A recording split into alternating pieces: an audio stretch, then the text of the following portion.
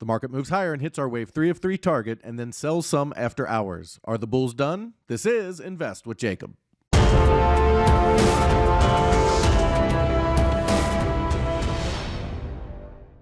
Okay, guys, so the market moved higher again yesterday as expected, coming up one tick or exactly 25 cents short of our wave 3 of 3 target, and then started to sell off a little bit from there. You'd expect some selling in this area and a little bit of a pullback before seeing another push higher. The question is, will the bulls hold support? I'll get into that in just 1 second, but first, if you're new here, welcome to the show, guys. My name is Jacob Gabbard, and this is Invest with Jacob, where we use Elliott Wave Theory to break down the SP 500 and the NASDAQ. I highly encourage you to hit that subscribe button down below so that you can get our daily S&P updates, our trade setups, and our buy alerts. All right, guys, with the market hitting our targets, let's jump into the chart and take a look. Okay, guys, so here we are on the 1-hour futures chart for the S&P 500.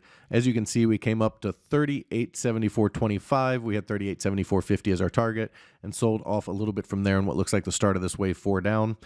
And these two paths that we're going to track, if you've been watching the channel, you know we had two bullish paths higher and a bearish path lower. I've taken the bearish path off of the chart because, as I said, once it gets over this 50% retrace, it becomes much less likely it's a wave 4.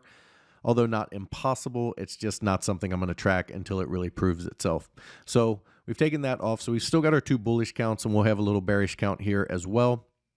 But these two bullish counts are going to look very similar until the bulls either fail support or break out.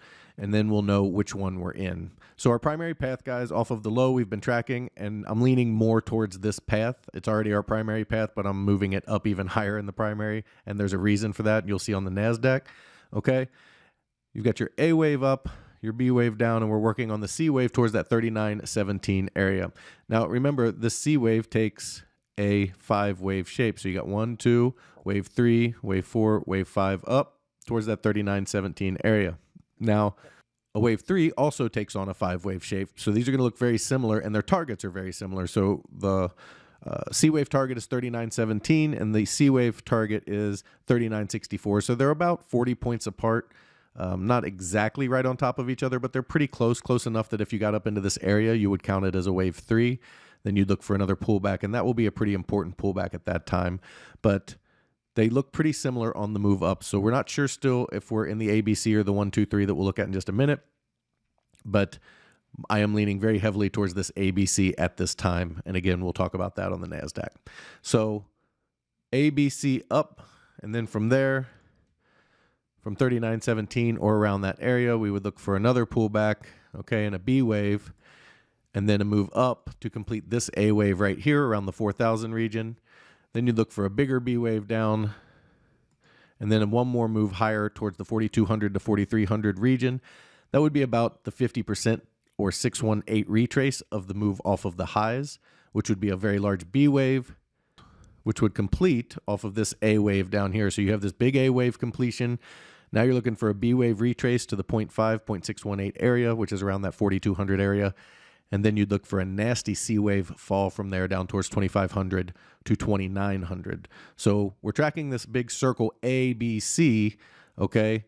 And that's made up of a bunch of little ABCs to get there. All right, so this is a small ABC that makes a bigger one, and so forth, and a bigger B, and then a bigger C higher. So that's the primary path. The secondary path is a little bit more bullish than that. Well, it's a lot more bullish than that. The secondary path, okay, tracks as this being wave 1 up, this being wave 2 down, 1 of 3, 2 of 3, okay? We just completed 3 of 3, looking for 4 of 3 down, and then 5 of 3 up towards that 39.50 to 39.60 area, which again is pretty close to the 39.20, 39.17 area for the wave C. So they're going to look similar on the way up. That's not uncommon because they're both 5-wave moves. They're both strong moves, and wave 3s and wave Cs are very interchangeable in counts. The difference being that a wave 3 holds this wave 4 support, and a wave C does not. It comes down below that. So from here, the pullback will be important. If we reach this 3,900 area, then this next pullback will tell the story. If we can't hold this wave 4 support area and go deeper, then we are not going to complete our 5 waves, and we're in that ABC count we're looking for.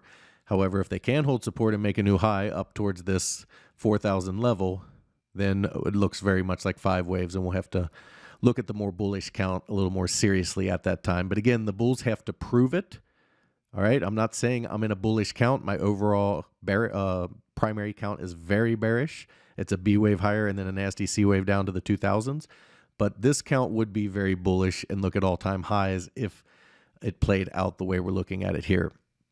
For the bears, they are looking for this to be a top, but I don't think that they can make new lows from here. I think what's going to happen if this is a top is that this would be A, B, and all of C up. They did push over the 764, which makes it a qualified C wave. And then from there, we would see that B wave down that would test this area here. You can see the 50% to 618 is 3689 to 3645. So it would test this low almost perfectly, come down, test that low, okay, and then break higher towards this A wave high at that point. So it is possible that this is all of the wave C higher for the bearish count. I do think we need another high here, and as the primary, I do think we should push up towards 3,900 for a few reasons. But the if they can't hold support and this does break down, this is what we'd be looking at. Now, support for this move down here, guys, is 37.85. That's where we want to hold. You want to stay above this wave one high, especially in the bullish count. So you want to stay above that, and also at that level, you have the 21 EMA on the 4-hour chart, which is very strong support, which also just crossed over the 200, which is a bullish pattern. So you do have strong support here. You're above the trend line still.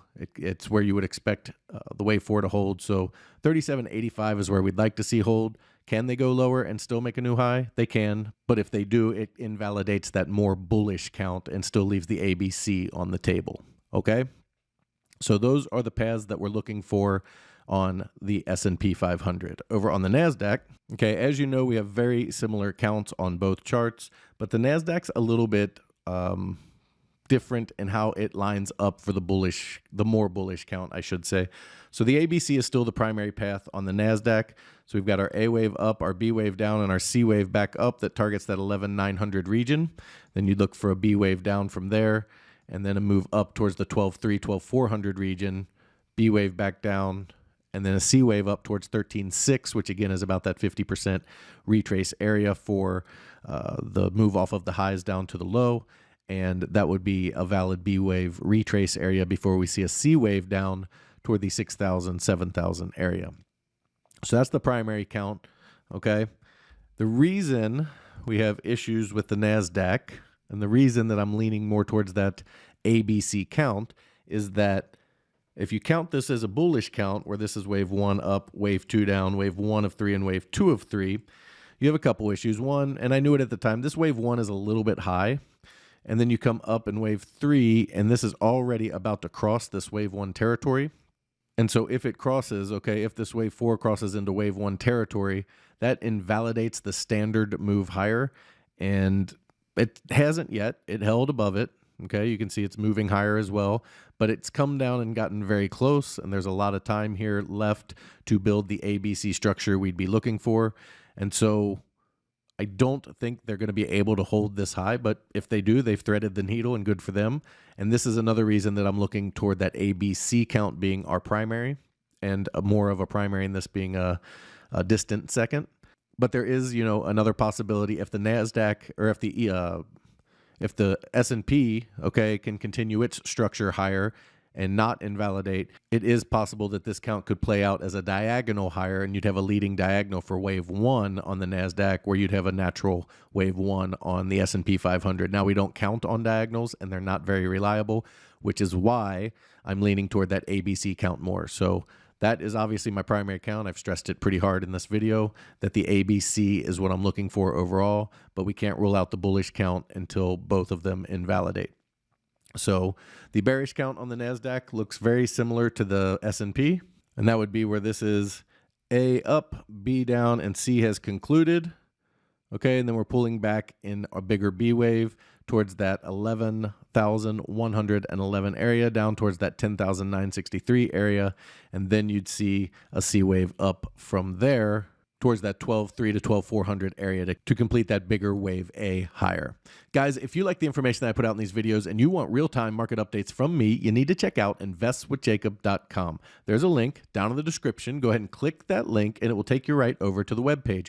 Once you're there, check out our membership plans area. We have 2 incredible plans, and they both come with a 7-day free trial because I want you to get in there and make sure you love it. Make sure you become part of our trading team before you ever spend a penny.